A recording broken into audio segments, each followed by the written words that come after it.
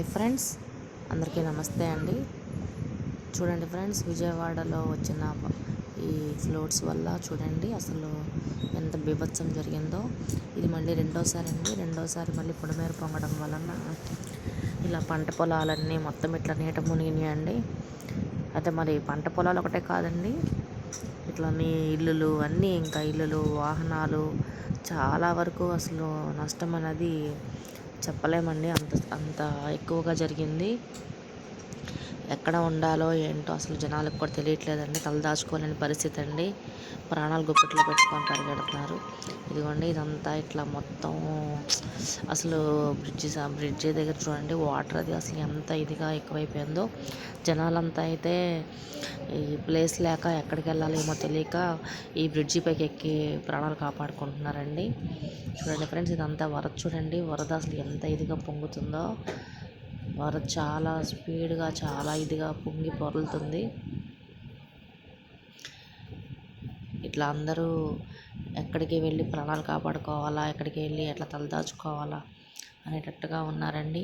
చిన్న చిన్న పిల్లలు కూడా చాలా ఇబ్బంది పడుతున్నారు ఫ్రెండ్స్. ఇలా అసలు ఎప్పుడు ఎవరు చాలా వరకు కని విని ఎరుగని విధిగా విజయవాడకి ఇంత నష్టం ఇదే నాకు తెలిసి మొదటిసారండి. చాలామంది కూడా చూసి ఉంటారు విజయవాడలో ఇప్పుడు ఇట్లాగా అంత ఘోరం జరిగింది ఫ్రెండ్స్. చూడండి ఫ్రెండ్స్, అసలు జనాలందరూ ఎంత భయపడుతున్నారు. ఇల్లు, వాహనాలు చూడండి. అసలు చూడండి, గుడి అనుకోవట్లేదండి, అన్నీ మొత్తం ఇట్లా మునిగిపోయినాయి.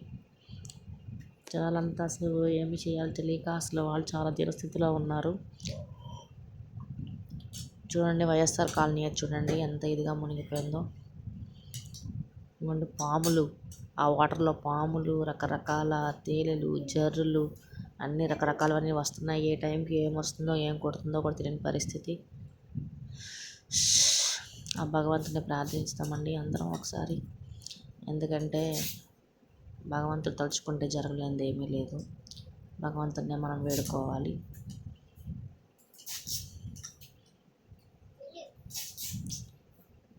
నాకు అసలు మాటలు కూడా రావట్లేదు ఫ్రెండ్స్, ఇవన్నీ చూస్తూ ఉంటే. అసలు 10 రోజుల నుంచి మనసులో లేదండి అసలు. ఓకేనా friends, boy friends, thank you.